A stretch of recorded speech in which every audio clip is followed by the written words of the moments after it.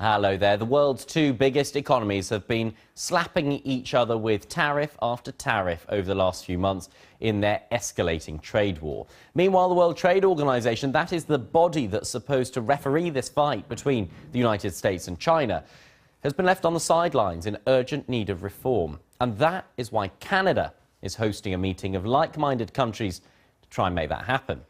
But neither the United States nor China will be there, despite them both being at the forefront of global trade tensions. The US has hit China with tariffs on $250 billion worth of imports, Beijing hitting back to the tune of $110 billion. The WTO, the World Trade Organization itself, has also been in President Trump's crosshairs. He's described it as a catastrophe and threatened to pull out altogether because he thinks it treats the US unfairly. And it's not just words. The US has hobbled the WTO's dispute resolution body by blocking the reappointment of judges. Only 3 out of the 7 seats are currently filled. That is the bare minimum in order for it to function.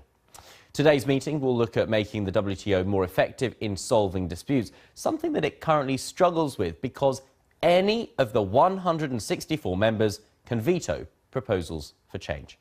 At a speech in London last week, the head of the World Trade Organization admitted that change was needed.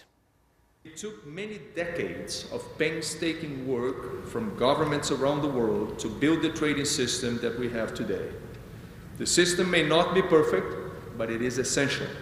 It has proved very effective. And as a result, it has helped to fuel unprecedented growth and development around the world, as well as a really dramatic reduction of poverty. Now, people often cite the lack of progress in the WTO, negotiations in particular, and this is quite valid. We understand that, and we're working to change this. Well, independent researcher Stephanie Hare joins me now. Welcome to Business Briefing, Stephanie. Good to see you as always. So an acknowledgement there that reform is needed. What do you think the measures are that the WTO needs to bring into change to make it more effective? Well, there's 3 points that the Canadians have issued in their communique for this 2-day summit that they're hosting in Ottawa. The first is that they want to improve the monitoring mechanism because there's 164 members, right? And there's a lot of trade happening around the world, and it's really difficult to keep up with everything. The second is improving the dispute settlement system, right? So it's really lengthy, really complicated, it can take years, it's costly, kind of ineffective, it's a bit unwieldy, so they need to do that. And then the third is something that sort of sounds vague, which is sort of modernize the World Trade Organization to make it fit for purpose in the 21st century.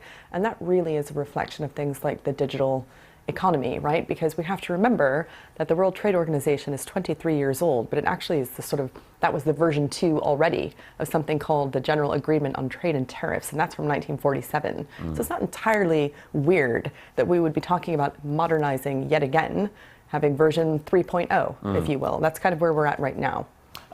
Given all of that, though, how much can they realistically achieve without the US and China, the world's two biggest economies, being in the room for these discussions? It's such a great question because on the one hand you would think nothing. They can't achieve anything without the two biggest economies who are quite contentious and of course in the middle of a trade war which is illegal in terms of the World Trade Organization's rules, right? They're sort of doing tariffs tit for tat at the moment. But on the other hand, it's actually a quite interesting negotiating strategy on Canada's part. They've invited 13 like-minded stakeholders, that includes the European Union and then 12 nation states, to come and have a chat first. So it might make sense to get those people together, kind of do this sort of tedious multilateral trade discussions that maybe the United States and China don't have the appetite for and present those as potential solutions that they can pick and choose from later.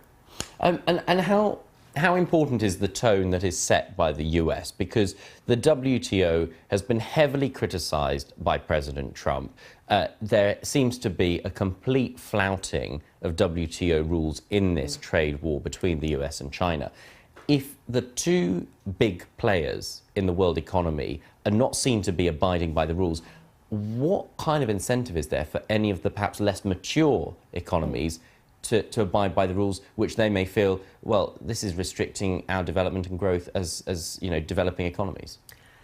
What's interesting is that the former head of the World Trade Organization, a man named Pascal Lamy, said one thing we must give US President Donald Trump credit for is that in saying the United States will withdraw if the WTO doesn't reform and shape up, to use the president's words, it's actually pushed everyone back to the table to agree this modernization. So on the one hand, it's not great that China and the US are not abiding by World Trade Organization rules. On the other hand, it underscores the point that if that organization wants to stay relevant in the 21st century, it has to reform.